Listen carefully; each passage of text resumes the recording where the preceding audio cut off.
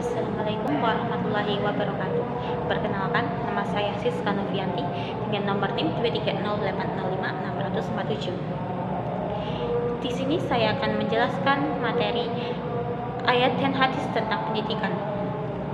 Yang pertama, dalam Quran surat Az-Zumar ayat 9 yang berbunyi A'udzubillahi minasyaitonirrajim. Bismillahirrahmanirrahim.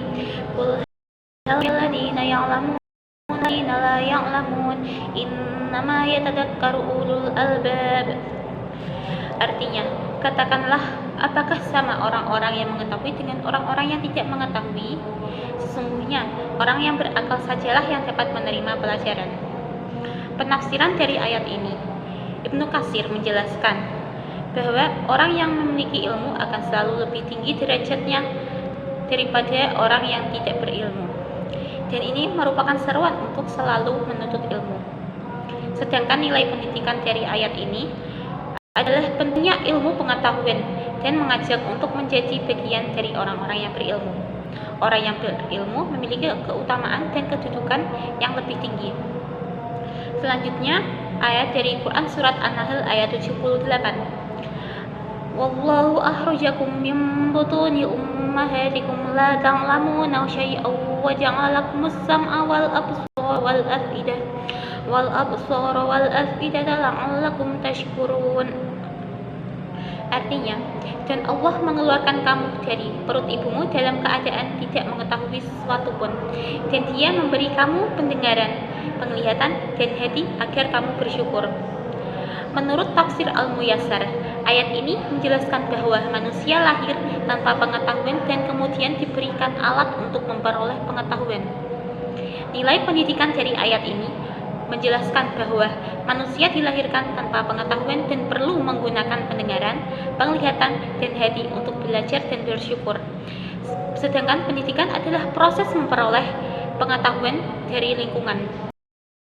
Ayat selanjutnya adalah Quran surat Al-Mulk ayat 15. Huwallazi ja'ala lakumul arda dalulan famshu fi manakibiha wa kulu mir rizqihi wa ilaihin nusyur.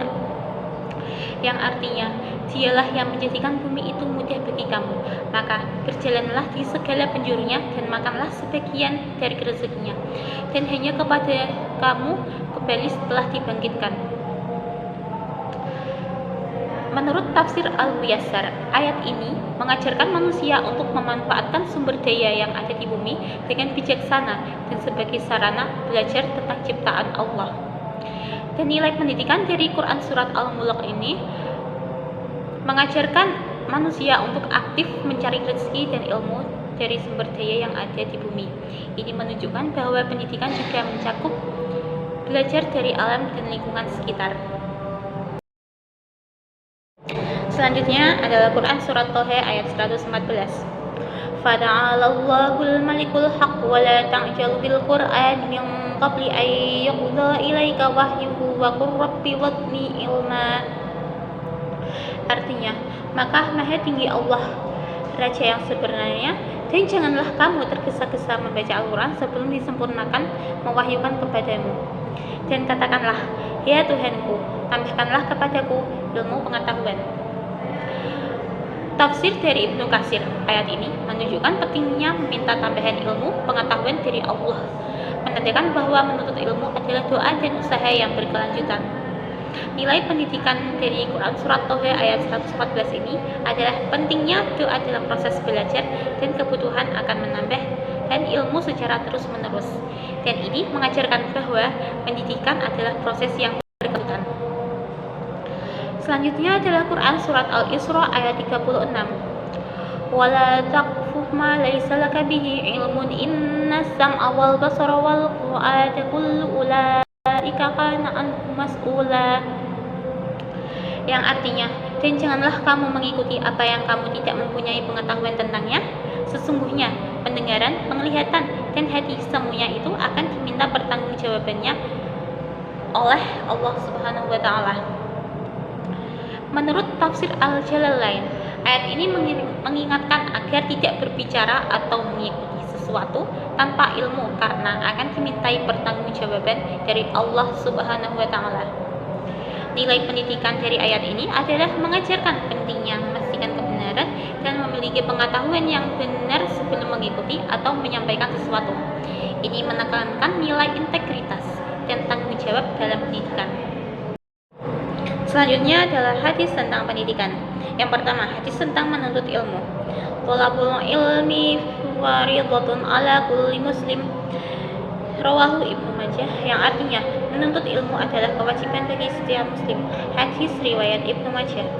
Nilai pendidikan dari hadis ini adalah hadis ini menunjukkan bahwa menuntut ilmu adalah kewajiban bagi setiap muslim tanpa memandang gender atau status sosial.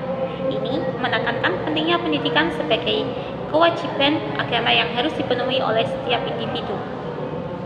Selanjutnya adalah hadis tentang menuntut ilmu sejak dini, yang berbunyi man salaka tariqan yaltamisu fihi ilman sahalallahu lahu bihi tariqan ilal jannah, yang artinya barang siapa menempuh jalan untuk mencari ilmu, Allah akan memudahkan baginya jalan menuju surga.